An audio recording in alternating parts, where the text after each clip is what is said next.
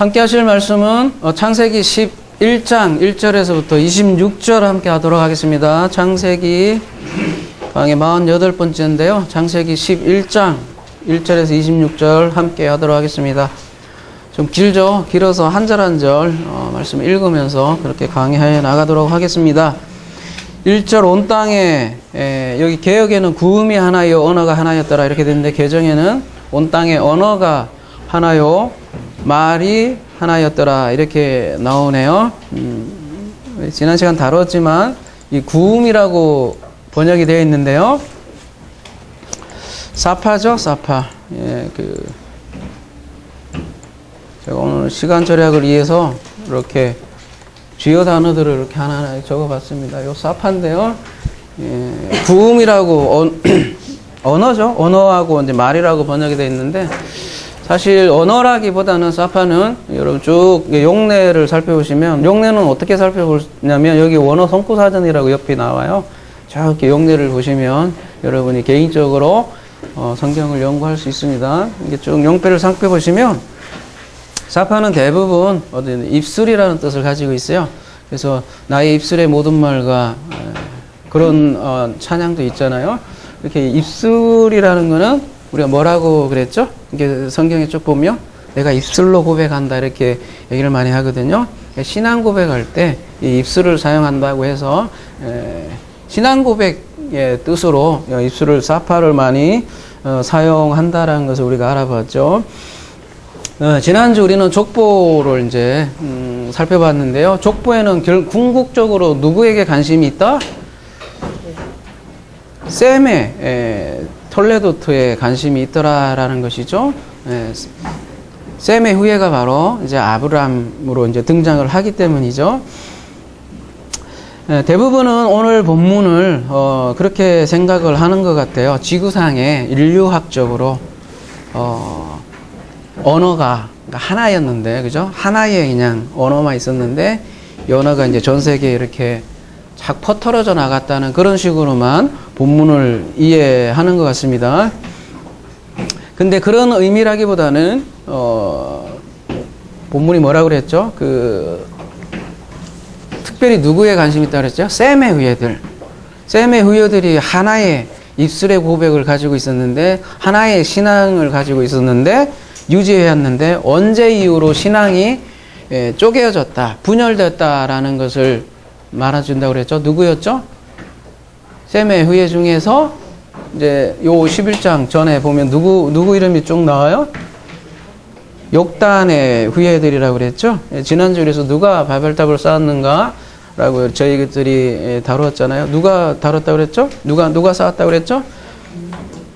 우리가 흔히 바벨탑 하면 뭐 전혀 신앙하고 관계없는 세상 사람들이 이렇게 쌓았다고 생각을 많이 하지만 사실은 욕단의 후예들이 그 바벨론까지 내려와서 합류해서 바벨탑을 쌓았다라는 것이죠. 이게 굉장히 큰 우리에게 메시지를 주는 것이죠. 전혀 세상 사람들은 종교조차도 관심이 없는데 종교에 굉장히 흔히 말하는 신앙인들이 바벨탑을 쌓았다는데 우리의 경각심을 주어주는 것이고요.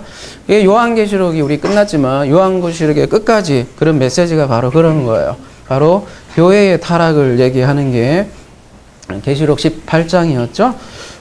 그런 맥락으로 우리가 온 땅의 언어가 하나요 말이 하나였더라 이게 그렇게 이해하면 될 것 같습니다.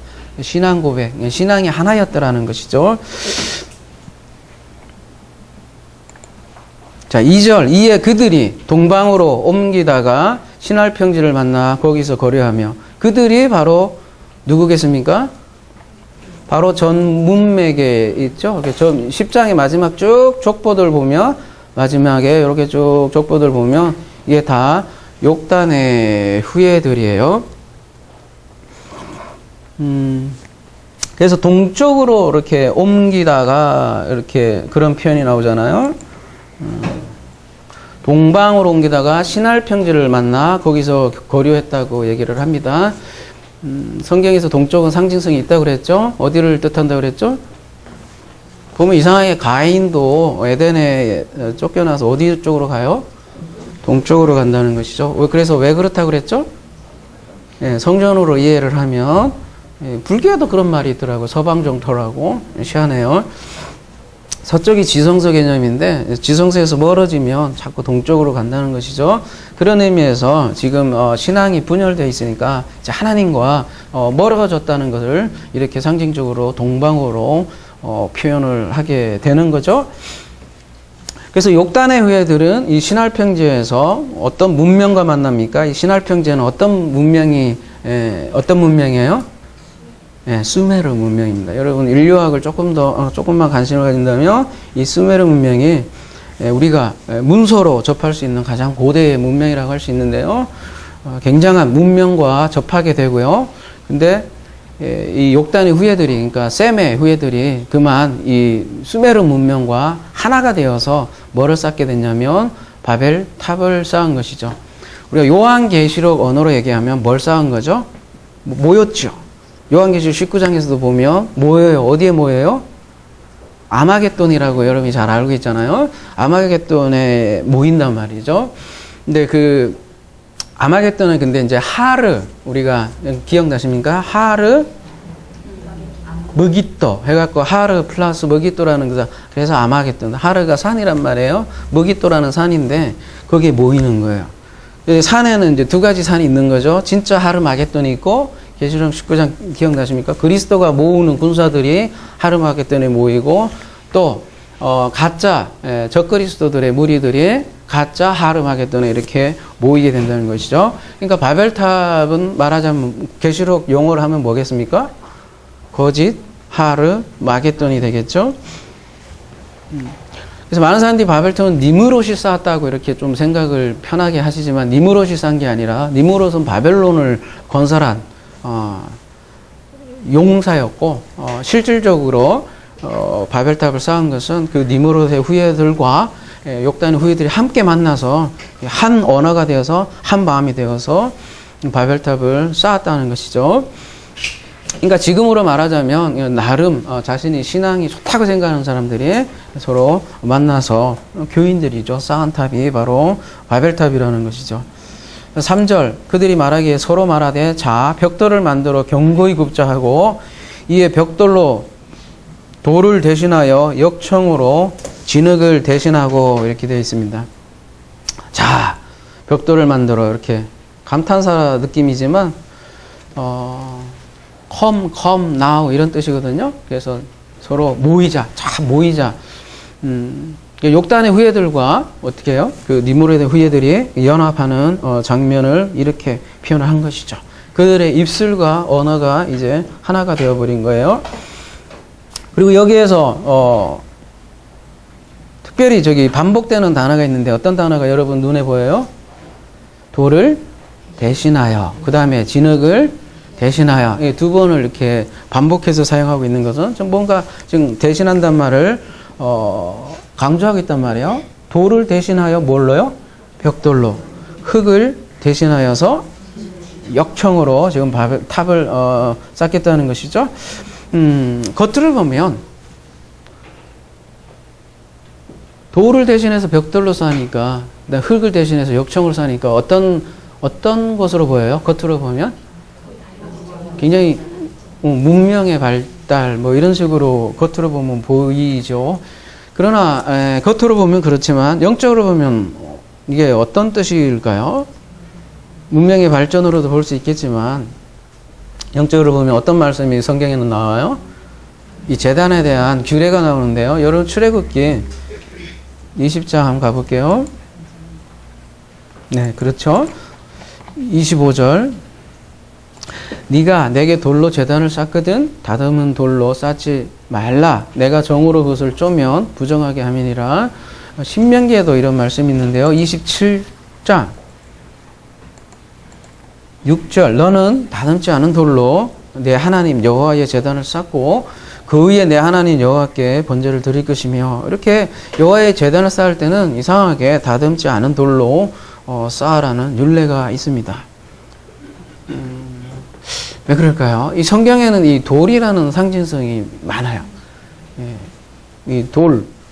여러분, 돌 하면 누가 생각나요?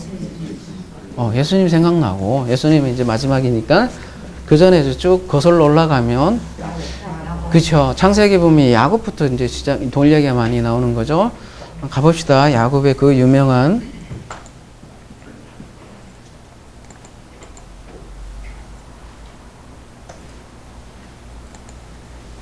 그런 찬송가도 있잖아요. 야곱이 젊게 돌베개 자고 그죠?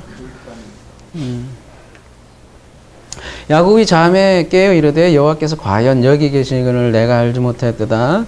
이에 두려워하여 이르되 두렵도다. 이곳이요 이것은 다름 아닌 하나님의 집이요 이는 하늘의 문이로다 하고 야곱이 아침에 일찍 일어나 베개로 삼았던 돌을 가져다가 기둥으로 세우고 그 위에 기름을 붓고 그곳 이름을 벳엘이라 하였더라. 이 성의 옛 이름을 루스더라 이렇게 했고, 야곱은 참 어려운 시절에 이렇게 하나님을 만나면서 자신이 베개로 삼았던 돌을 가져다가 기둥으로 삼고 지금 그 위에 기름을 붓는 장면이고, 그래서 그곳을 이름을 뭐라 그래요? 베트엘 해서 베트 뭐예요? 집, 성전. 예. 그 다음에 엘 하나님, 그러니까 하나님의 집. 예. 그렇게 이름을 짓는 것이죠. 근데 이 특징이 있어요. 누가 먼저 찾아왔어요? 야곱의 이 기사에서는 야곱이 꿈을 꾸고 싶어서 꿨어요? 그렇지 않죠. 하나님 먼저 찾아오시는 장면이죠. 그리고 그 신앙을 돌로 지금 표현을 해 놓는 것 말이에요. 돌로 이렇게 표현을 해 놓고 여우에 이렇게 기름을 붓는 장면이죠.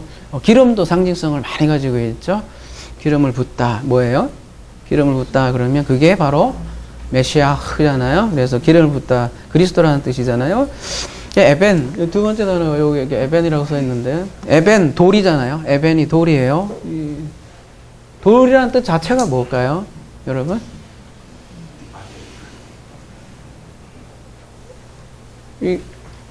아들이란 얘기도 나왔는데, 여러분 베드로전서 한번 가볼게요.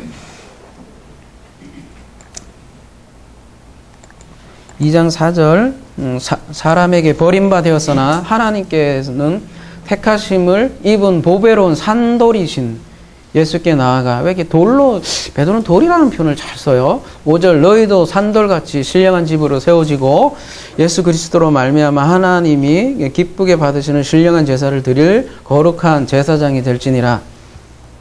성경에 기록되었으되 보라 내가 택한 보배로운 모퉁이 돌을 시온에 두노니 그를 믿는 자는 부끄러움을 당하지 아니하니라 하였으니.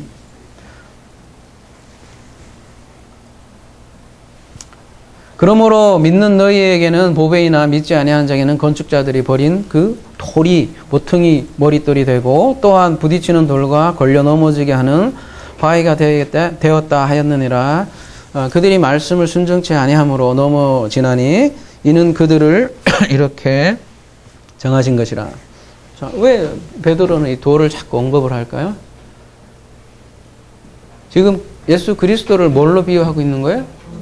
돌로 표현을 하고 있잖아요. 왜 그런 많은 표현 중에 이런 자꾸 돌이라는 표현을 할까요? 이 유대인들은? 뜻 자체가 그래요. 아까 여러분 얘기하셨지만 벤이라는 뜻이 뭐예요? 이 벤이라는 자체가 이 아들이라는 뜻 갖고 있어요. 그래서 뭐예요? 이 뜻 자체가 여기 알레프가 뭐예요? 예, 하나님을 뜻하는 그런 뜻이 하나님의 아들이라는 뜻 자체가 이 돌에 있어요, 이미. 예. 근데 지금 지금 야곱은 그냥 있는 돌을 세운 거고요. 거기다 기름을 부은 거예요. 근데 바벨탑에서 바벨탑을 쌓는 사람들은 뭐예요? 돌이 아닌 뭘로 지금 벽돌이란 말이에요. 그러면 돌과 벽돌은 무슨 차이겠습니까? 그렇죠. 하나는 자연적인 거고 하나는 인위적인 돌이란 말이에요. 그래서 자연적인 돌을 사용한다는 것은 어떤 뜻을 포함하고 있을까요? 벽돌을 만드는 건 사람이 뭔가 이렇게 각을 잡고 만든다는 거잖아요. 그럼 누가 일하는 거예요? 사람이 일하는 거고, 그냥 자연적이 일한다는 건 누가 일하신다는 걸 표현하는 거겠습니까? 그렇죠. 하나님이 일하심을 이렇게 표현하는 거예요. 자연이. 그러니까 자신의 근데 바벨론은 지금 자신이 일하고 자신이 탑을 쌓는 것을 이렇게 벽돌로 대신해서 쌓는다고 그렇게 표현하는 것이죠. 그러니까 진리가 아닌, 하나님부터 내려온 진리가 아닌, 쉽게 얘기해서 종교 시스템을 지금 건설하고 있는 그런 장면이라고 하고 있습니다. 할 수 있습니다. 그리고 그들은 또 흙 대신 뭘로 쌓대요? 역청으로 쌓다고 지금 얘기를 나오는데,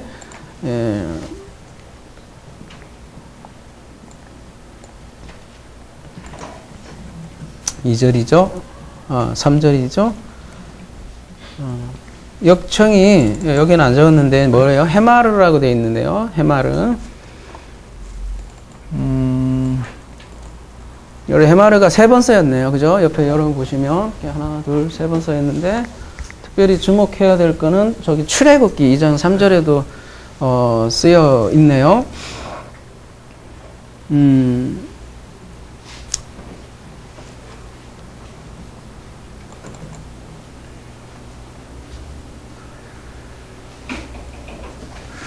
이 출애굽기의 그 역청은 누가 저기 더 숨길 수 없이 되매 그를 위하여 갈상자 가져다가 역청과 나무진을 칠하고 아이를 거기다 담아 하숫과 갈대 사이에 두고 이랬을 때 역청이 쓰였고요. 그 출애굽기 1장 14절 한번 가볼게요. 1장 14절 가보면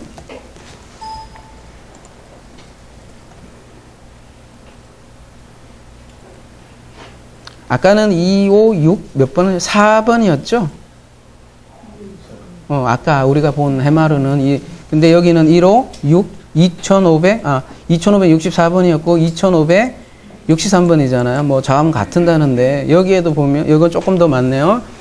여기 보면 누가 고역으로 그들의 생활을 괴롭게 하니 곧 흙일기기와 벽돌 굽기와 농사의 여러 가지 일을 그 시키는 역사가 다 임하였더라. 누가 무엇을 쌓는 장면이에요? 바로가 이스라엘 백성을 통하여 우리가 흔히 아는 피라미드를 쌓는 장면이잖아요. 우리가 그 노아의 메시아 예언이라는 그 강해에서 노아가 예언을 했잖아요. 누구를 저주를 합니까? 함의 자손을 저주하죠. 니므롯이 바로 함의 자손이기도 하고요. 그리고 또 지금 지금 나오는 이집트 자손이죠. 미츠라임. 이 이집트 또한 누구 자손이에요?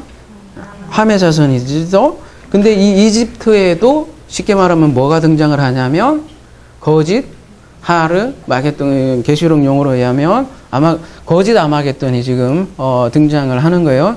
사람들이 아마겟돈 하면 뭐 최후에 이렇게 모여서 이렇게 최후의 전쟁 장소로 이렇게 생각을 많이 하고 지구 종말 전에 우주 전쟁을 생각하지만 아마겟돈이라는 뜻 자체가 모임의 산이에요. 그래서 긍정적인 아마겟돈이 성경에 쭉 등장을 한단 말이에요. 그에 반대되는 게 이제 거짓 하르마겟돈이고요. 계시록 강의를 참고해 보시고요. 제가 자꾸 하르마겟돈 이렇게 하니까요.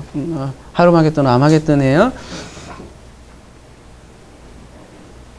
지금 이집트의 피라미드가 이 거짓 하르마겟돈으로 지금 등장을 하는 거예요. 그리고 바로가 그걸 쌓죠. 바로가 그들에게 있어서는 뭐로 작용을 했겠습니까? 말하자면 그렇죠, 신이죠. 거의 뭐 신급이죠. 그래서 그 바로를 신을 숭배하기 위해서 피라미드가 세워지는 것이죠. 근데 그 바로가 피라미드를 건설할 때 사용한 것이 지금 헤마르라고 지금 표현이 되어 있고요. 그래서 피라미드도 바벨탑도 똑같은 성격을 가졌는데 일종의 거짓 하르마겟돈이라는 것이죠. 이 사람들은 이 산에 대한 그 공동 인류의 기억이 있나 봅니다. 그래서 성경에서는 그 최초의 산을 어디로 제시를 하고 있냐면 에덴 동산으로 표현을 하고 있고, 이 에덴 동산도 일종의 뭐예요? 성전이었죠. 왜냐하면 하나님이 거느시고 하나님과 교통이 있었던 장소니까요. 근데 인류에게는 이런 계속 해서 산을 이렇게 모방하는 산들이 등장을 하는 거예요. 근데 그들 나름대로의 재료로 지금 탑을 쉽게 얘기해서 성전을 쌓는 것이죠. 이 바벨탑이 왜 성전이라고 할 수 있겠어요? 바벨탑이 실제로 예전에 여러분 그 고고학을 이렇게 보면 잘 꼭대기에 보면 뭐가 있었냐면 그냥 바벨탑이 아니에요. 예, 제일 꼭대기에 뭐가 있어요?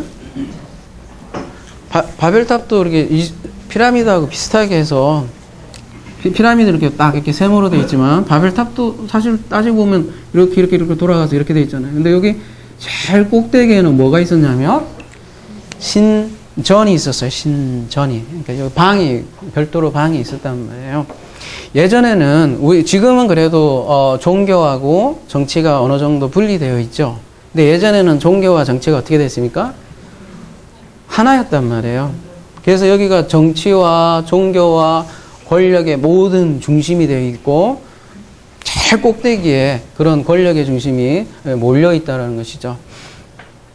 그래서 제가 뭐 글로 하나 썼던 것 같아요. 뭐 말이라도 제대로 하면 어떻게 되는가 할 때 이 바벨탑을 이제 요 말씀 묵상하면서 제가 쓰는 글이기도 하고요. 모든 사람들은 요 바벨탑 꼭대기에 가고자 원하는 것 같아요. 모든 사람들은. 지금도 이집트의 피라미드, 바벨탑 없느냐? 있다는 거죠. 모든 사람들은 어때요? 사회의 1%에 진입을 해서 1%가 99%를 다 다루잖아요. 심지어는 나머지는 뭐라고도 표현을 해요? 돼지라고도 표현을 하잖아요. 쉽게 그냥, 그분들 그렇게 생각하나 봐요. 진짜, 민중들은 그렇게 여기 꼭대기 다 올라가려고 그렇게 해요. 우리는 이렇게 비난을 하지만, 우리 자녀를 교육하는 이유가 뭐예요, 결국은? 우리 자녀도 1%에 들어가기를 원하는 거예요. 그래서 S대학교, 미국의 H대학교 이렇게 들어가고 싶어 하는 거죠. 지금도 그런데, 그때는 정치하고 권력이 함께, 종교와 함께 하나가 된 그런 중심지였다는 것이죠. 그리고 단순한 탑이 아니라, 그래서 그 신과 접촉하는 하나의 신전이었고, 성전이었다는 것이죠.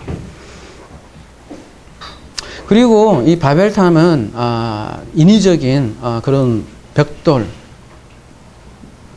역청 이런 걸로도 재료로도 인간이 스스로 얻으려는 구원을 묘사한다고 할 수 있지만 또 4절에 구체적으로 그들의 의도가 적나라하게 드러나죠. 4절 또 말하되 자 성읍과 탑을 건설하여 그 탑 꼭대기를 하늘에 닿게 하여 우리 이름을 내고 온 지면에 흩어짐을 면하자 하였더니 그 탑 꼭대기를 하늘에 닿게 하여. 웃기죠? 이거 몇 메타 되겠어요? 근데 하늘의 꼭대기에 닿게 하여라는 표현이 납니다.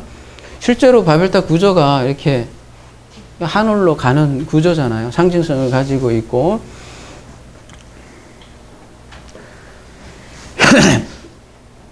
왜 바벨탑을 쌓았다고 나와요? 4절에 보면 첫 번째는 첫 번째 나오는 게 무슨 내용이 나와요?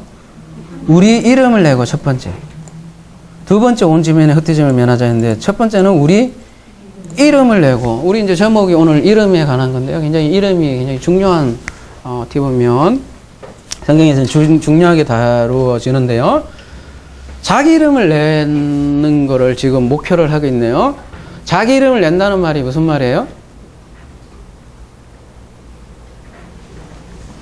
성경에서 이름은 다른 건 몰라도 이름은 굉장히 우리가 연구할 가치들이 많고 그렇잖아요. 보면 오늘 본문으로 다시 가볼게요.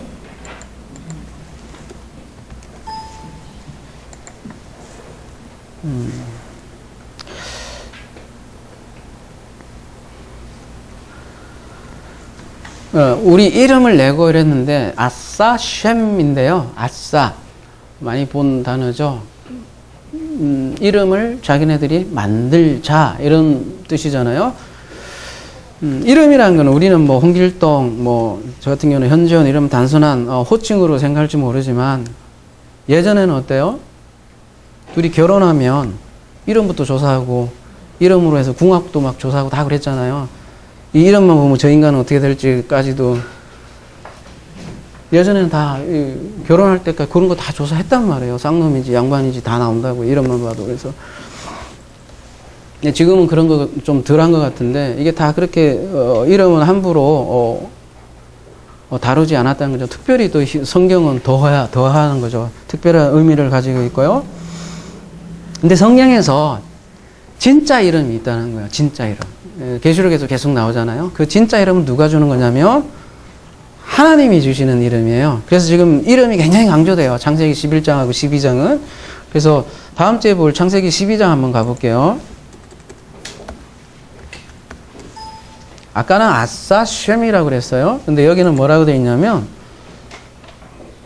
내가 너로 큰 민족을 이루고 내게 복을 주어 뭐요? 내 이름을 창대케 하리니 너는 복의 근원이 될지어라. 이렇게 되어 있는데요. 가달이라고 되어 있는데요.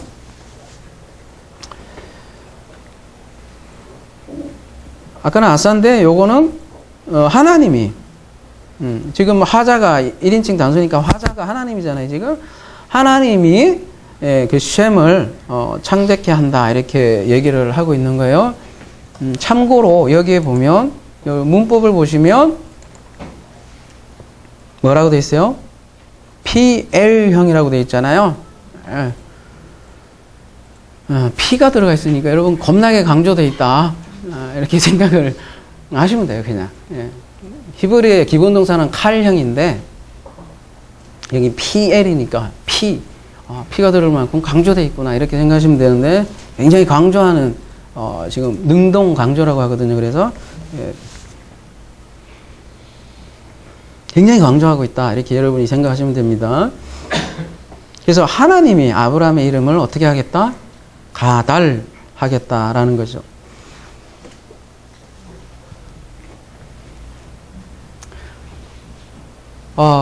자기 이름이 아니라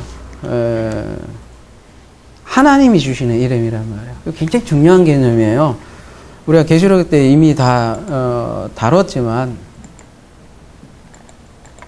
이렇게 아브라함과 계시록의 그 이름이 연결이 된다는 거죠.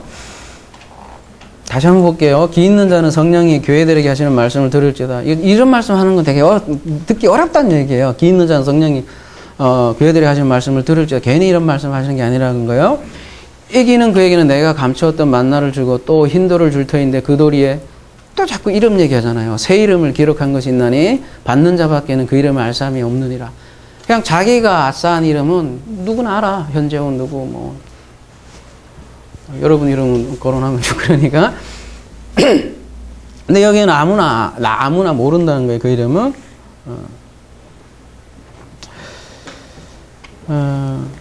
계시록 3장 12절 한번 볼게요. 이기는 자는 내 하나님 성전의 기둥이 되게 하리니 그가 결코 다시 나가지 아니하리라. 내가 하나님의 이름과 하나님의 성 곧 하늘에서 내 하나님께로부터 내려오는 새 예루살렘의 이름. 여긴 또 더 좁히죠. 그 다음에 나의 새 이름을 그 위에 기록하리라. 이렇게 얘기를 하고 있고요. 이게 아까 창세기 12장 2절에 하나님께서 가달이라는 뜻은 뭐냐면 자라게 하는 거예요. 하나님께서 계속 자라게 하는 이름. 하나님이 키우는 이름.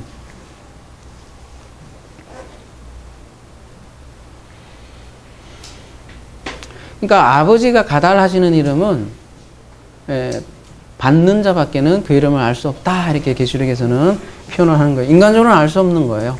뜻이 하늘에서 이루어지지 땅에서 이루어진다고 그러잖아요. 하늘의 이름이니까요. 몰라요. 암만 얘기해도 모르고 비웃고. 하늘에서 땅으로. 이게 성경에서 말하는 방향이죠. 하늘에서 땅으로 내려오는데 바벨탑은 어떻게 해요? 항상 보면 땅에서 어떻게든 하늘로 가려고 탑을 쌓는 것이죠.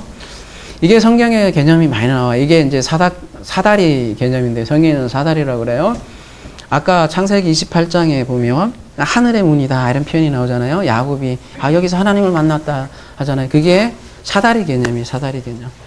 그래서 이 신전 개념은 사람들이 이상하게 탑을 쌓잖아요. 로마 캐톨릭도 보면 중간에 보면 이렇게 탑같이 돼 있잖아요. 불교에서도 보면 첨탑을 만들고 이렇게 돌잖아요. 항상 이상하게 탑을 만들고 사다리를 만든다는 거죠. 하늘과 뭔가 닿으려고 하는 그 심성을 표현을 한 거죠. 신의 산도 마찬가지로 그런 면에서 보면 어때요? 어떻게 보면 탑이죠. 시내산은 요거 피라미드는 이렇게 돼 있지만 시내산은 이렇게 세 군데로 이렇게 나누면 이 구름이 가려져 있고 여기에는 모세만 들어가 있고 여긴 70장로 있고 밑에 이렇게 나눠지듯이 요걸 그대로 이제 밑으로 옆으로 펼쳐버린 게 어떻게 되는 거예요? 이게 시내산은 이게 수직 개념이라면 이렇게 성전을 옆에 그대로 이렇게 뉘는 것이 탑이죠, 이것도.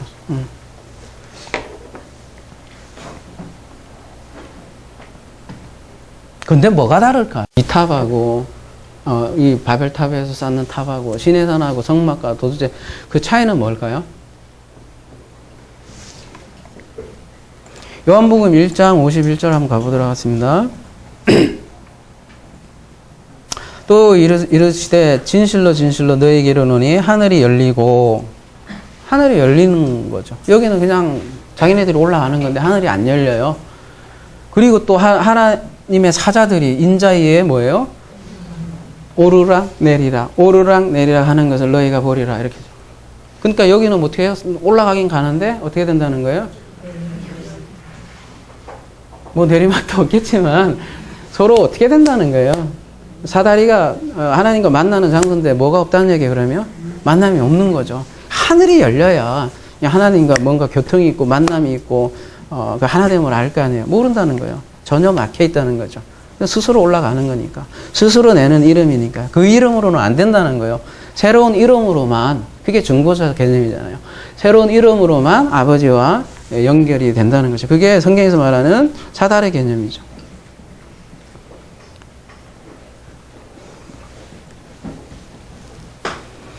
그래서 자기 이름을 내려고 하는 사람들이 영웅이라고 하잖아요. 영웅주의고, 뭐 고지론이라고도 하고, 성공주의라고도 하고, 전부 다 그 내면을 보면 전부 다 어떻게 돼요? 자기 이름을 대통령 되려고 하는 이유도 뭐예요? 결국 가만히 따지고 들어가 보면 족보에 딱 대통령만 대보십시오. 족보가 싹 바뀌어요. 싹 뜯어 고쳐져요. 그냥 대대우선 그냥 경제적인 뿐만 아니라 진짜 이름을 빛내죠. 말 그대로. 역사책에도 등장하고. 사람들이 보면 성공하려는 이유가 결국은 자기 이름을 어디 족보에다가 내려고 하는 그런 심성이 있다는 거죠. 근데 하나님은 그런 자기 이름을 내려고 하는 영웅들을 죽이시고 흩으시고 가루를 만들어서 지금 하나님이 주시는 이름으로 만들겠다는 그 내용이 오늘의 본문이고 그게 또 복음이에요. 네. 그래서 12장부터는 어때요? 누구를 건져줘서? 람을 건져서 함으로 지금 만들어가는, 그러니까 아브라함이라는 새 이름으로 만들어가는 그 스토리가 아브라함의 스토리 아니겠어요? 이름이 굉장히 중요시 되고 있어요. 그래서 이사야 43장 7절에 보면 이렇게까지 얘기를 합니다. 뭐라고 얘기를 하냐면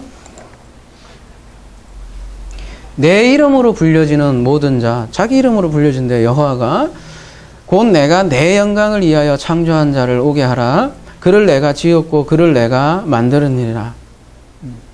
내 영광을 위하여 창조한 자는 거꾸로 얘기하면 내 이름으로 불려진다 라고 얘기하고 계시록에서는 그 이름이 새 이름이라고 얘기를 하고 있고요.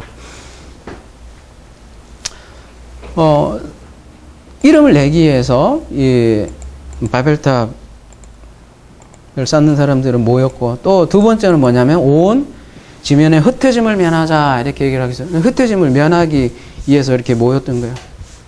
왜 이렇게 흩어지는 것을 면하자 이렇게 얘기를 했을까요? 그들 안에 내면의 심리는 뭐였을까요? 이런 얘기를 하는 심리는 뭔가 지금 두려워하고 있죠. 바벨탑 사건들이 뭔가 두려워하기 때문에 탑을 쌓는단 말이에요. 궁극적으로 뭘 두려워할까요? 이 사람들은 뭘 두려워할까요? 지금 뭘 두려워하기 위해서 탑을 쌓는 거예요? 뭘 두려워하기 때문에 자꾸 신과 만나려고 하고 자기 방법으로 하든 뭐든 하든 뭔가의 방법을 통해서 뭔가 면하려고 하는 거예요. 뭐요? 인간의 궁극적 두려움은 뭐겠어요? 죽음이에요. 예, 죽음. 지금 죽음을 면해 보려고. 근데 여기 이제 창세기 11장의 배경 스토리는 뭐예요? 그 전에 바로 전에 공동 기억이 있잖아요. 뭐에 대한 기억이 있어요? 홍수 심판이 있잖아요. 홍수 심판으로 자기네들이 심판으로 죽었으니까 어떻게 해보자는 거예요? 면해보자는 거야. 사실은 이게 그 정도 홍수면 이것도 다 침몰될 텐데 어떻게든 해보려고 하는 거죠. 가까운 문맥, 근접 문맥에서는 홍수를 피해보자는 얄팍한 심리, 그리고 궁극적으로 인간의 본연의 심리를 들어가며 죽음을 피해보자는 거예요. 이게 웃을 일일지 모르겠지만요. 여러분 지금 현대사에서 이러한 일들이 일어나잖아요. 어떤 식으로 죽음을 피하려고 요즘은 해요? 영화에서는 섬뜩한 얘기들이 많이 나오잖아요. 여러분 은하철도 999 주제가 뭐예요? 기억나요? 우리 오늘 복음성가도 굉장히 응답하라 1988년 복음성가 갈릴리 마을도 이렇게 했지만 제가 그 정도 나이 있을 때 우리가 전부 다 은하철도 999 보셨잖아요. 은하철도 999 내용이 뭐예요? 기계인간이었잖아요. 기계인간이라서 영생을 추구하는 그 모든 인류인데 그 반대로 그 비참한 현상들을 보여주는 게 은하철도 999잖아요. 그런 식으로 사람들은 그 기계를, 그러니까 인류를 기계를 만들더라도 아니면 의학 기술을 발전하더라도 죽음을 피해 보겠다는 여러 가지 방법들이 지금 구체적으로 일어나고 있잖아요. 그게 현대인들이 쌓는 바벨탑이고 예전이나 지금이나 그래서 바벨탑은 여전히 존재한다는 것이죠. 그래서 이 세상을 어떻게든 유토피아로 만들자고 노력을 하지만 앞으로 과학이 더 발달하면 발달할수록 그런 노력들은 커질 거라는 거죠. 그게 모두 다 자기 이름을 내려고 하는 거고 첫 번째는. 두 번째는 죽음을 피하기 위한 모든 인간적인 노력을 할 건데 궁극적으로 이러한 장소가 신할평지로 소개되고 있지만 오늘날도 이런 신할평지가 널려 있다는 것이죠. 이런 눈을 우리가 보아야 한다는 것이죠. 그들은 육적인 생명, 그러니까 육적인 이 생명을 영원히 살려고 그렇게 바닥바닥 아둥아둥 하지요. 그런 장면이라고 할 수 있고요. 그래서 5절요.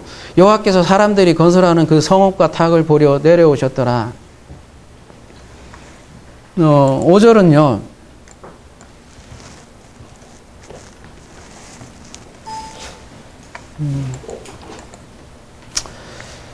두 가지 주요 동사가 나는데요. 그 야라드라는 동사고요. 그 다음에 라, 보셨더라, 이런 표현이 나오는데요. 그 라부터 보자면요. 보다잖아요. 그냥 보려고 왔다. 어떤 의미가 있을까요? 이 보다라는 단어는? 여러분 그 창세기 1장에 기억나십니까? 하나님이 창조를 하시고 반복해서 보시기에 좋았더라. 토브 라. 보시기에 좋았더라. 계속 반복되잖아요. 그 얘기는 뭐예요? 그때 얘기하는 보시기에라는 거는 뭐가 들어가 있어요? 판단이 들어가 있는 거죠. 그냥 보는 게 아니고. 그래서 바벨탑과 성을 지금 보시려고 내려오셨다. 이렇게 했는데 내려오셨다가 지금 강림하셨더니 야라드 했다. 이렇게 했는데요.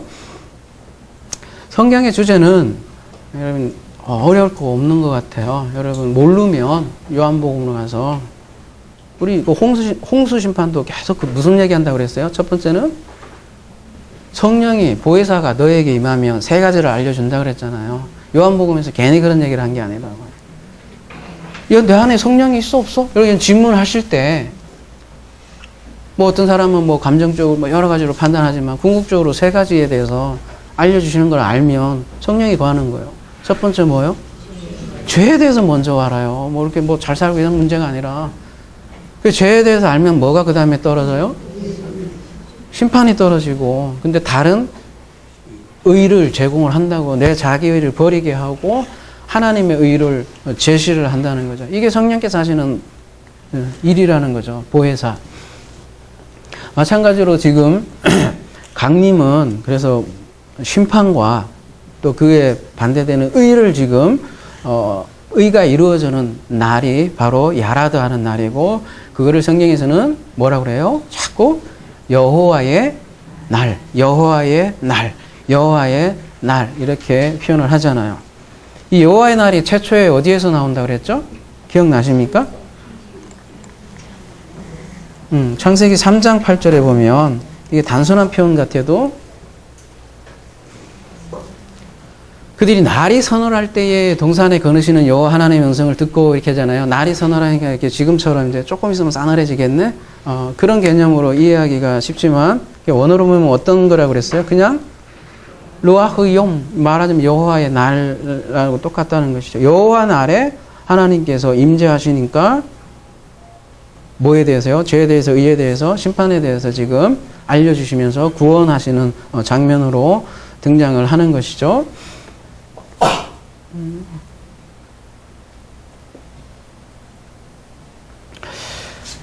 출애굽기 19장에도 여호와 강림이 자세하게 나오는데요. 이게 좀 있는 건 생략하도록 하겠습니다. 여러분 한번 보세요. 출애굽기 19장 16절에서 21절 개인적으로 한번 묵상해 보시고요. 다음 본문으로 넘어가겠습니다. 6절 여호와께서 이르시되, 그러니까 보시로 내려왔다는 것은 이제 여호와의 날이 도래했다는 거예요. 쉽게 말해서 이 바벨탑 쌓는 인간들에게 여호와의 날이 도래한 거예요. 그러면 무슨 일이 일어나느냐 보자는 거죠. 6절 여호와께서 이르시되 이 무리가 한 족속이요 언어도 하나이므로 이같이 시작하였으니 이후로는 그 하고자 하는 일을 막을 수 없으리로다. 이 사람들이 거짓 종교로 연합을 했단 말이에요. 문제는 거짓 종교로 연합을 했으니까, 그죠? 그리스도와 연합을 해야 되는데 거짓 종교와 연합했잖아요. 그러니까 세상 이념으로 연합을 하면 그것만큼 무서운 게 없죠. 여러분, 그 독일이 굉장히 똑똑한 민족이죠. 여러분, 히틀러가 2차 대전 때 누구의 지지를 받은 것 같아요? 세상 사람 아니에요. 놀랍게도 누구냐면 기독교인들이 밀어줬단 말이에요. 기독교인들이 히틀러를 어떻게 그렇게 지성인인 독일이 그렇게 그럴 수가 있을까 이렇게 생각을 하잖아요. 바로 그거예요. 기독교인을 사로잡아서 그런 일들이 일어난 거예요. 지금도 마찬가지로 해서 하나의 세계, 하나의 종교, 하나의 국가를 막 세우려고 바벨탑적인 노력을 많이 하지만 그것이 잘못된 방향이라면 굉장히 큰 인류의 재해를 일으킨다는 것이죠. 그걸 성경에서 뭐라 그래요? 계시록에서는 여기 창세기와 계시록하고 이제 왔다 갔다 하는데 계시록 2장 3장에 사실은 결론이 다 나와 있잖아요. 계시록 2장 3장을 이제 한 주에 끝내버렸지만 그 2장 3장을 쭉 풀어준 게 또 뒤에 4장부터 쭉 나오는 거라고요. 뭐라 그래요? 이렇게 모였어요. 한 이념으로 모였어요.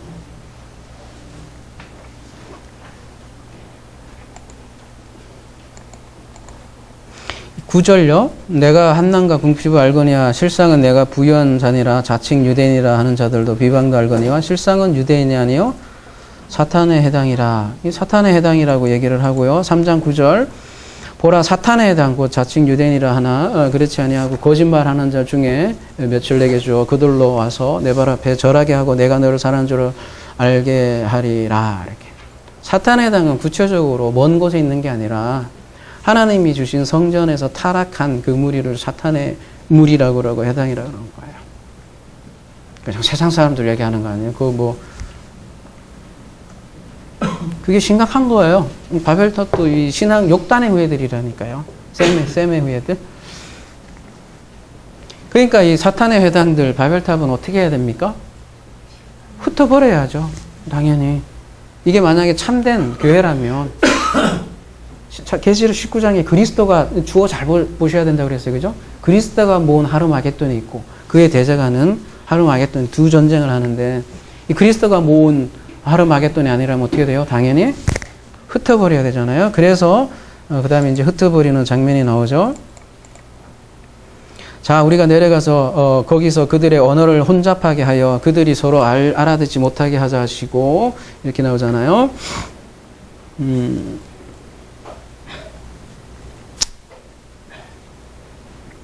뭐 전에도 말씀드린 것 같은데 대부분 이 본문을 어떻게 해요? 이제 언어가 우리 몇 명이 지금 모였어요. 다 언어가 이제 코리안 한국어를 했어요. 했는데 이제 서로 말이 잘 통하니까 꽁짝꽁짝꽁짝 하니까 이 사람들이 뭔가 이렇게 완성을 한단 말이에요. 그래서 어떻게 하셨다는 걸로 이해를 해요? 집사님은 미국어, 여기는 뭐 이렇게 한날에 다. 그래갖고 어떻게 해요? 집사님하고 이 집사님하고 대화가 서로 이제 대화가 안 돼서 작업을 못 하는 걸로 이렇게 대부분 그렇게 해석을 하지만 그렇게 간단한 그런 문제가 아니에요. 여러분 인류학 그다음에 언어학을 좀만 공부하고 싶은 그런 문제가 아니라는 거죠.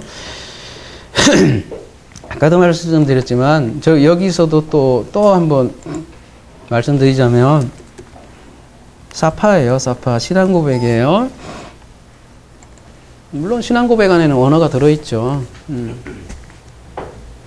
이게 잘못된 입술이기 때문에 당연히 흩어버려야 되는데 혼잡하게 하다 이게 이제 번역의 좀 뉘앙스 때문에 굉장히 혼잡해요. 보세요. 이 혼잡하다 여기 이제 발알인데요. 오늘 이제 주요 동사가 이 두 개를 아셔야 될 것 같은데요. 헷갈리니까 빼고.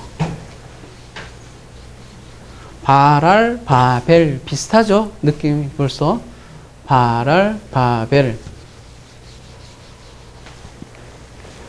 혼잡하게 하다. 그러니까 막 언어가 막 서로 들을 수 없을 정도로 혼잡해서 서로 막 이쪽은 거시기 이쪽은 뭐 그런 걸로 느껴지지만 여러분 시간을 내서 한번 발알에 대해서 쭉 한번 이렇게 쭉 용례를 한번 보세요. 어떻게 쓰이는지. 대부분은 어떻게 쓰이냐면 썩다, 썩는 거예요. 어느 때 쓰이는 거예요? 주로? 여러분 출애굽기 29장 2절, 뭐 출애굽기 29장 40절, 레위기 2장 4절 뭐 이렇게 쫙 있잖아요. 여기. 대부분 이게 어디에 쓰이냐면 지금 창세기 여기 11장에 한번 딱 나오고요. 나머지 출애굽기 전체 나오는데 대부분 뭘로 쓰이냐면 썩다. 어디에서요? 제사에서. 뭐와 뭐를 썩는 거예요? 소재. 소재라는 건 뭐예요? 곡식을 깨고 부수고 깨고 그래서 뭐를 부어요? 기름을 붓고 그거를 썩는 거라는 거예요. 그래서 시편 92편 시편 한번 가볼게요.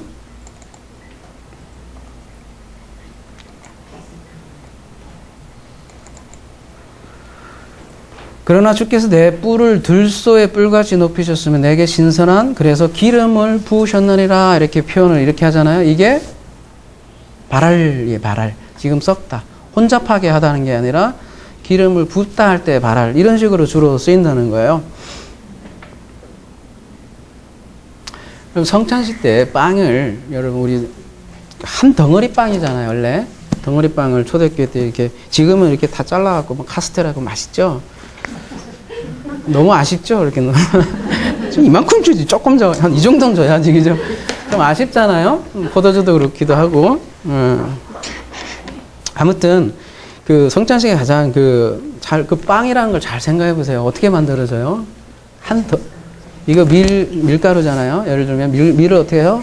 다 갈아요. 갈아갖고 어디에 굽냐면 물을 붓고 또 뭐 저기 누룩도 넣고 그 다음에 그 화덕에다가 불로 이렇게 굽는다는 거죠. 그런 가정 하나하나만 묵상을 한번 해보세요. 다 우리를 어떻게 빚어가는 그 모습인지 여러분 한번 성찬식 그 개념을 한번 묵상해 보세요. 제가 얘기하고 싶은 거는 그래서 결국은 빵덩어리가 어떻게 돼요? 하나가 되잖아요. 그래서 이게 빵을 뜯으면서 너희가 하나다라는 것을 묵상하라고 이렇게 주는 거거든요. 궁극적인 이게 살과 피가 내 거고 아니 그리스도고 그걸 뜯어 먹으면서 하나다라는 것을 알게 위해서 사실은 성찬식이 있는 거잖아요. 마찬가지로 소재도 그렇게 이렇게 가루를 다 만들어 부어갖고 거기에다가 기름을 붓는 거예요. 기름을 붓는다는 건 뭘 붓는다는 거예요? 성령으로 기름 붓는다고 하잖아요. 그걸 표현해 주는 게 소재라고요. 뭐 괜히 이렇게 곡식 갈고 그런 게 아니라. 그러니까 입술을 지금 발알한다고 하잖아요. 어떻게 된다는 거예요? 그러면 무슨 입술을 지금 발알한다는 거예요? 잘된 입술이면 발알할 이유가 없잖아요. 지금 거짓 입술을 어떻게 하는 거예요? 발알을 하는 거예요. 발알. 혼잡하다 이러니까 조금 혼잡해지잖아요. 그런 거라기보다는 그냥 언어를 그대로 생각을 해보자요. 거짓 입술을 으깨시고 부수시고 뭘로 섞어요? 그러면 거기에 기름을 부으면 뭐가 약화되는 거예요, 결국은. 거짓 종교, 거짓 입술이 약화되잖아요. 하나님이 그래서 계속 같은 얘기입니다. 하나님이 그래서 진리로 무너뜨리는 그런 장면이에요. 시편 2편이 자주 언급되는데 바로 딱 그 주제예요. 이게. 그냥 쭉 한번 읽어드릴게요. 딱 이 내용이라고요. 바벨탑 사건이 더도 말고 덜도 말고. 어찌하여 이방 나라에 분노하며 민족들이 헛된 일을 꾸미는가? 똑같잖아요. 헛된 일을 세상의 군왕들이 나서며 가난들이 서로 꾀하여 여호와의 그의 기름 부음 받은 자를 대적하며 우리가 그들의 맨 것을 끊고 그의 결박을 버리자 하고 뭐 바벨탑을 쌓는도다 이거하고 똑같잖아요. 하늘에 계신 이가 웃으시며 주께서 그들을 비우시리로다. 그때 분을 바라며 진노하사 그들에게 놀라게 하여 이르시기를 내가 나의 왕을 내 거룩한 산 시온에 세웠다 하시리로다. 내가 여호와의 명령을 전하노라. 여호와께서 내게 이르시되 너는 내 아들이라 오늘 내가 너를 낳았도다. 내게 구하라. 내가 이방 나라를 내 유업으로 주리니 내 소유가 땅끝까지 이르리다. 마지막 9절까지만 볼게요. 그런즉 내가 철장으로 그들을 깨뜨리며 질그릇같이 부수리로다. 이 깨뜨리다라는 거. 산산이 부수다. 깨뜨리다라고 나오잖아요. 이런 표현이 있는데 먼저 오늘 본문 가볼게요.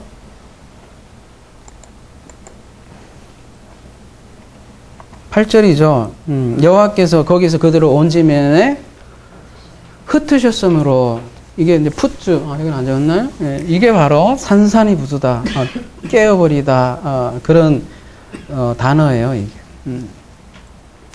그래서 아까 시편 2편이랑 그 맥락이 똑같다라는 거예요. 이게 하나님의 풋즈 흩으심이라는 것이죠.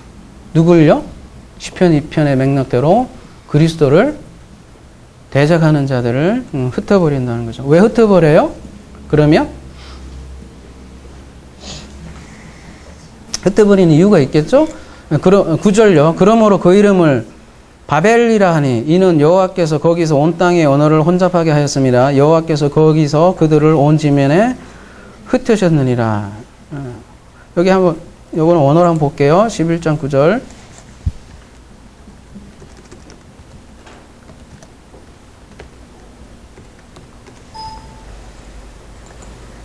아까 바랄이었고요. 여기는 또 바벨이었고요. 좀 비슷비슷한 단어란 말이에요. 자, 바벨 보세요. 자, 바벨 뭐 어디에서 유래했대요? 110에서 유래했대죠. 그러면 바로 옆에 있네요. 바랄에서 유래했네요. 그러니까 바랄하고 바랄하고.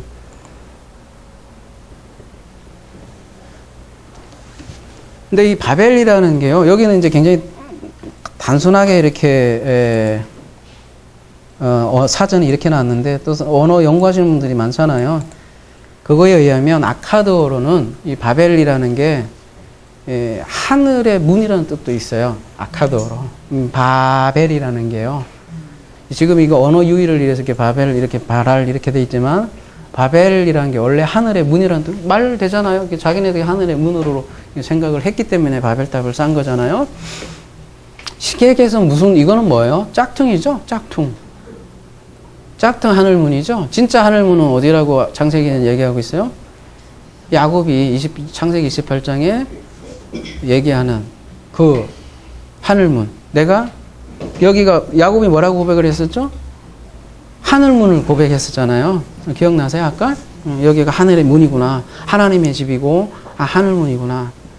제가 이 하늘문을 참 좋아해갖고요. 교회 이름은 하문교회? 뭐 이렇게도 한번 생각을 해봤었어요. 하문교회. 좀 줄여서. 그래서 내 가수 이름 같아서 조화문 그래서 안 했는데요. 하나사랑이 더 좋은 것 같아요. 아무튼요. 짝퉁이 있고 원조가 있다는 건데 지금 짝퉁 깨버리고 원조로 만들겠다는 내용이고요. 지금 여호와께서 그래서 욕단의 후예들 연합된 그들을 온 지면에서 흩으신 것이죠. 그래서 심판이죠. 근데 심판만 있으면 우리는 다 죽을 수밖에 없고 희망이 없잖아요. 그래서 늘 성경에서는 그 다음에 뭘 얘기하겠어요? 심판 다음에 구원을 얘기하겠죠. 다른 말로 의, 하나님의 의에 대해서 이제 제시를 하는데요. 자신의 이름을 내려고 한 바벨을 무너뜨리고 어때요? 진짜 이름을 만들기 위해서 이제 스토리가 다음에 진행되는 거예요. 그게 무슨 스토리예요? 아브람. 드디어 등장을 하는 거예요. 아브람이. 그래서 바벨탑 뒤에 아브람이 소개되어 있는 거예요. 우리 뭐 아브람 하면 뭐 복의 근원, 축복의 근원 해서 그렇죠 많이 생각하지만 얼마나 처절하게 해서 나온 이 스토리인지 몰라요.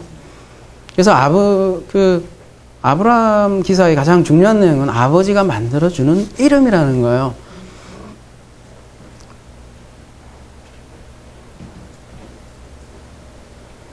그래서 아버지 아들 만들기의 위대한 프로젝트 스토리가 이제 새로운 톨레도트로 전개되는 거죠. 오늘 본문이 보면 그 다음에 이제 그래서 10절부터 이제 족보 얘기가 쭉 나오잖아요. 이거 다 다룰 수는 없겠죠. 그래서 10절부터 셈의 족보는 이러하니라 이제 등장을 하는 거죠. 중간에 껴있죠. 지난번에 이제 셈함 야벳 족보가 있고 여기는 이제 셈의 족보로 쫙 다시 연결되는 거죠.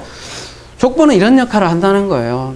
쉽게 얘기해서 룻기에도 톨레도트가 나오죠. 족보가. 도대체 룻기에 족보가 왜 나올까요? 여러분 왜 룻기라는 게 등장할 것 같아요?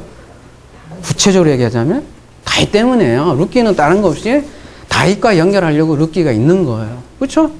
그랬기 때문에 제일 마지막에 다윗의 톨레도트가 나오는 거예요.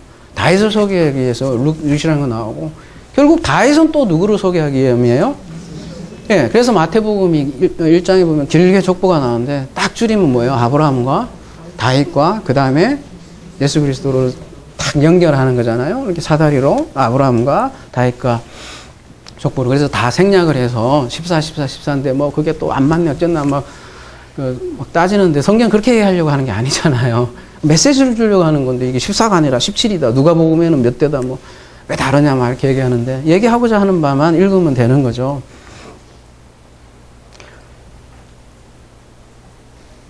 그래서 이 마찬가지로 이 10절에서 지금 26절까지 쭉 제가 다 하진 않을게요. 혹시 여러분 뭐 개인적으로 묵상해서 좋은 거 있으시면 저에게 알려주시면 좋을 것 같아요. 앞으로 이제 우리 연구반이 론칭이 될 건데요. 요한복음하고 창세기도 좀 짬짬이 이렇게 같이 해나가면 좋을 것 같아요. 네, 이건 너무 길기 때문에 다 할 수 없고요. 어떤 분이 그래요. 창세기 하다가 늙어 죽겠다. 지금 10장이 이제 10장인데 1년 걸렸는데 50장이에요. 벌써 5년이에요. 그러면 그런 말씀하시는 분도 있는데 앞으로 좀 진도가 조금 더 빠를지도 모르겠어요. 이제 배경이 다 되면 아무튼 이 26절 쭉 길게 나오는데요. 전부 다 아브라함 스토리를 전개하기 위한 하나의 무대 장치예요. 그렇게 이해하시면 될 것 같고요. 마지막만 볼게요. 오늘 몇 절까지야? 26절까지네요. 예. 이제 27절 데라의 족보는 이러하니라부터 이제 아브라함 스토리라고요. 항상 그 밑에 데라 밑에 아브라함이잖아요. 그러니까 셈의 족보는 이러하니라 그러면 그 밑에 자손들 얘기고. 그러니까 지금 26절까지 보면 돼요. 오늘 스토리는. 그래서 데라는 70세의 아브람과 나홀과 하란을 낳았더라. 이렇게 지금 소개하고 있습니다. 근데 이건 좀 이상하지 않아요? 참 능력이 좋으신 분이야. 70세에.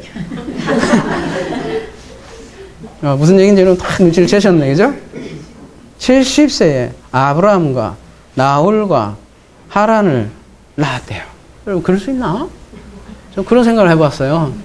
70세에 3명을 한 탓으로 낳았다는 얘기인가? 지금 이게 안 맞는 것 같아요, 논리적으로. 그래서 그런 얘기 하는 게 아닌 것 같구나, 라는 게 눈치가 챌 수 있겠죠? 여러분, 돼요, 그게? 아니, 한꺼번에 새 쌍둥이도 아니고, 좀 이상하더라고요.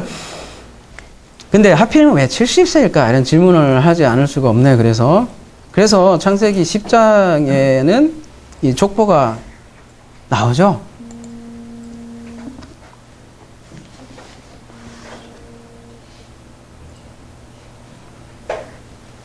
이 밑에 집인데 계속 전화 오네. 정말로. 이걸 제가 엑셀로 했는데, 여러분에게 여기에는 제가 프레젠테이션 준비를 안 했네. 하나하나 해봤어요, 제가. 어떻게 해봤냐면, 여러분들 집에서 한번 해보세요. 셈, 함, 야벳 이렇게 해놓고 여기서 나온 녀석이 누구고 여기 누구고 해갖고 엑셀로 다 만들어 봤어요. 그래서 몇 명인가 진짜 제가 거짓말하면 안 되잖아요. 진짜 70명 맞을까? 70명이더라고요. 정확하게. 한번 해보세요, 집에서. 제가 일일이 다 세봤어요. 하나, 둘, 셋, 놈, 셈, 함, 야벳 빼놓고. 그 다음 세대가 딱 70명이에요. 흔히 70족장이라고 얘기하는데. 근데 우리가 이제 70에 대한, 메시지는 이미 잘 알고 있잖아요, 여러분. 그죠? 70이라는 숫자가 성경에서는 굉장히, 일괄적으로 나오죠. 예, 70이라는 숫자가 여기가 다, 이 세 명인데, 70으로 소개돼요. 이 70은 어떤 숫자죠? 우리가 73, 72, 361, 이런 거는 거론하기 다 힘들어도 일괄적으로 얘기하는 건 있단 말이에요. 3년, 12, 예, 그런 거 정수로 딱 떨어지는 거 있단 말이에요. 이거 충분히 얘기할 수 있다고. 이거는 뭘 뜻하는 거라고 그랬죠? 일단 분리해 봅시다. 7하고 10하고 구성되어 있는 건데 7은 어디에서 주로 등장을 해요? 창세기 1장이고 이게 시간 주기이기도 하잖아요. 월화수목금토기도 하고 언약이기도 하고. 얘는요? 얘는 십계명에서도 등장을 하고 주로 그래서 이것도 언약이고 여기도 사실은 언약이죠. 둘 다. 근데 얘는 이제 주로 우리가 질적으로 얘기한다면 이건 양적으로 얘기할 수도 있고 얘는 하늘의 언어라고도 할 수 있고 얘를 쉽게 표현을 한 다바르라고 할 수도 있고요. 그래서 하늘의 뜻이 땅에서 이루어지면 전 인류를 뜻하는 게 70이라고 얘기를 했었잖아요. 엘림나무가 왜 70그루다 이런 표현을 했었잖아요. 그 다음에 왜 하필이면 70장로겠어요? 70장로급만 요 위로 올라갔고 그 다음에 신약에서는 왜 예수님께서 전도단을 파견하는데 몇 명이에요? 왜 하필 70명이라고 표현했을까요? 진짜 70명 보냈을까요? 모르죠. 71명인지 2명인지 세봤었겠어요? 얘기하고 싶은 바가 있단 말이죠. 그래서 70이라는 건 언약의 완전한 성취를 얘기하는 거예요. 언약의 성취. 숫자로 얘기하면 이렇게 돼요. 언약의 10, 성취.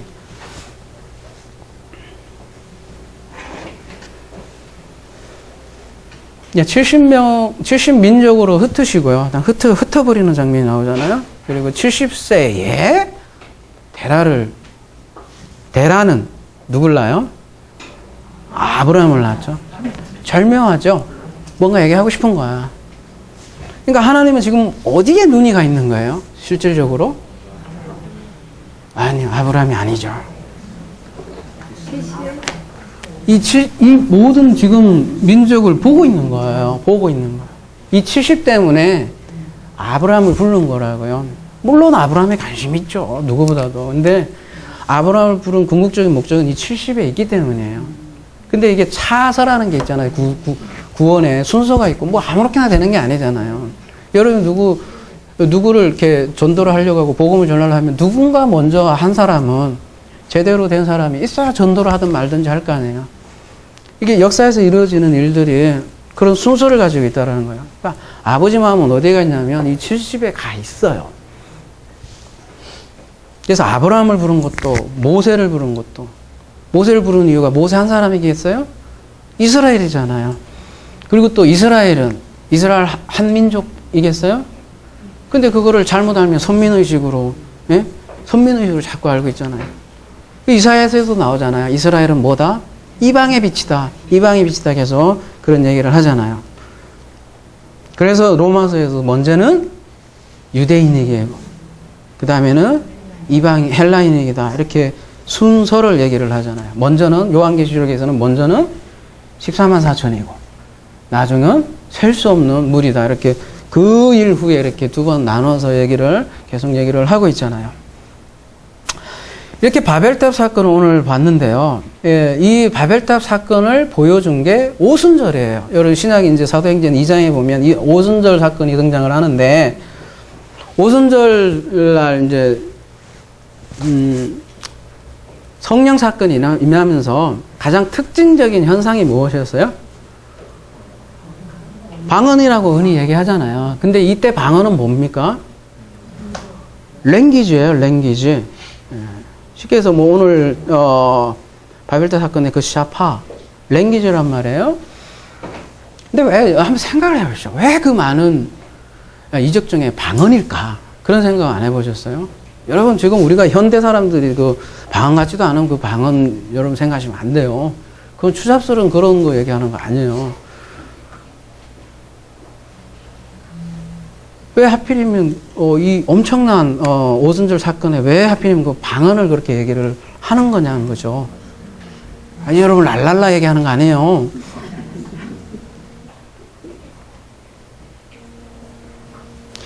그 오순절 사건이 바로 이 바벨탑 사건과 아주 밀접한 관련이 있다는 거예요. 그러니까 바벨탑은 자기 이름으로 모여서 이제 흩어버렸잖아요. 그 언어도 그러면서 언어도 다 흩어진 거죠. 근데 사도행전에서는 지금 어때요? 뭘로 모인 거예요? 하나의 언어, 새 이름으로 모인 거죠.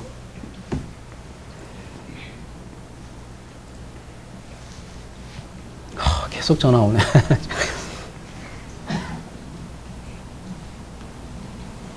신나네. 그 그리스도라는 하나의 언어로 지금 모이는 장면이 사도행전이에요.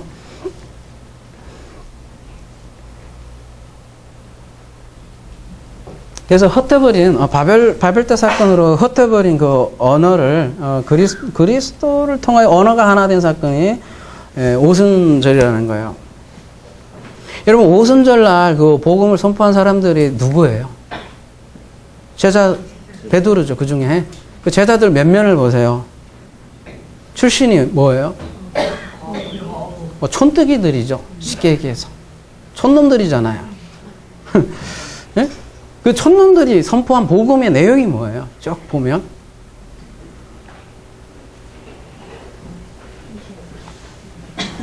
요한계시록과 똑같지 않아요? 요한계시록과 똑같잖아요. 뭐요? 새로운 성전이 세워질 거다. 뭐 요엘서 이렇게 막 얘기하면서 하는데 온전히 새로운 성전이 세워질 거다. 이렇게 얘기한단 말이에요. 여러분 원래 방언이라는 게 한번 생각해 보십시오. 예전에 여러분 방언이라는 거는 외국 언어란 말이에요. 우리가 이사야 본문을 이제 월요 성경 공부 때 하면서 제가 얘기를 했던 것 같아요. 이사야 28장인가요? 9절 14절 보면 방언이 소개되는데 그 배경이 뭐냐면 아수르 침공 때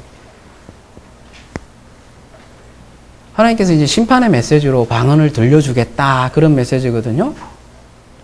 아수르 침공 때 생각해 보십시오. 예루살렘 도성이 있어요. 바깥에 뭐가 들려요? 웅성웅성 하는 소리. 여러분 뭐 그 영화 백제성인가? 뭐더라? 그 전쟁할 때 바깥에 하여튼 신라 사람이 이제 백제 사람이 거시기 하면 막 겁나 심란하잖아요. 이스라엘 사람들이 바깥에 아수르 사람들한테 아수르 언어로 이렇게 막 그 애국어가 들린다고 하면 이건 뭐예요? 바로 침공이고 이건 암담하잖아요. 그것도 강대국 제국의 언어로 그냥 막 얘기를 한다면 생각해보시죠. 우리나라도 뭐 갑자기 막 북한 언어로 이 에미나 이동님 하고 그것도 한두 명이 아니라 막 10만 명이 넘는 군사들이 막 그렇게 그런 언어가 들린다면 이건 뭐예요? 심판이란 말이에요. 그래서 방언은 믿지 않는 자들을 위한 심판의 표적이다라고 이렇게 고린도전서 14장 21절에서 25절에서는 그렇게 얘기한단 말이에요. 근데 지금은 누가 얘기를 하고 있냐면 오순절에 갈릴리 촌뜨기들이 그 방언을 하고 있단 말이에요. 그러면 뭘 얘기하는 거예요? 심판이란 말이에요. 뭐를 심판하느냐? 바로 옛선전에 대한 심판을 똑같이 얘기를 했던 거고요.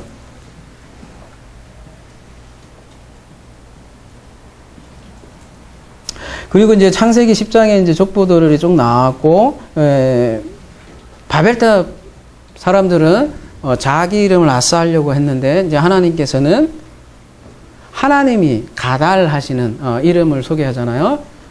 그걸 이제 아브라함으로 이제 통해서 얘기하지만 궁극적으로 아브라함에게 아브라함을 통해서 얘기하려고 하는 그 이름, 바로 하나님이 가달하시는 이름, 하나님이 성장하고 키우시는 이름, 하나님이 키우는 그 나무, 천국의 실체, 곧 그 이름이 뭐예요? 그러면 바로 예수 그리스도죠.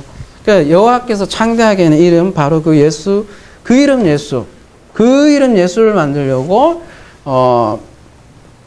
하는 거고, 그래서 이 갈릴리 촌뜨기들은 방언으로 각각의 나라로 비밀, 하나님의 큰 일이라고 소개를 하잖아요. 그 큰 일이 바로 그 새 이름 예수 그리스도에 대해서 복음을 지금 전하고 있는 것이죠. 기존에는 너희들이 성전을 희생제사를 다 하고 하는데 그건 다 거짓 이름이고, 이제 진짜 새 이름, 바로 예수 그리스도라는 이름을 제자들이 선포를 했던 거죠. 그러고 보니까 오늘 그 찬송가 갈릴리 마을하고 이렇게 연결이 된 갈릴리 마을. 그 갈릴리 촌뜨기들이 뭐를 선포했냐면 바로 그 이름, 그 비밀, 예수 그리스도를 직통 계시 받으셨어요? 그래서 이제 마무리하겠습니다. 결론을 내겠습니다. 그래서 모든 거짓 언어는 흩어버리시고 모든 거짓 이름은 흩어버리시고 새 이름 예수 그리스도로 모으시는 사건, 그것이 바로 오순절이라는 것이죠. 바벨탑이 역전되는 거예요. 이 사건을 통해서. 그래서 원래 셈이 소유했던 그 하나의 신앙, 그 하나됨의 신앙, 온전한 신앙의 회복. 그래서 오순절 사건이요. 그 아버지 말과 하나 되는, 호모올레오 되는 사건이 오순절 사건이라는 것이죠. 단순히 이게 감정이 뜨거지고 그렇게 늙은이가 꿈을 꾸고 해갖고 막 꿈꾸고 그런 게 아니라, 꿈은 안 꿀수록 좋아요. 편안하게 자는 게 몸이 건강하니까 그런 꿈 얘기하는 게 아닙니다. 진정한 꿈. 아버지와 같은 마음, 같은 입술, 같은 사파, 같은 입술을 우리 모든 공동체가 갖기를 기도합니다. 그래서 거짓 이름은 깨어지고 새 이름으로 연합하는 저와 여러분이 되기를 예수 그리스도의 이름으로 기도합니다.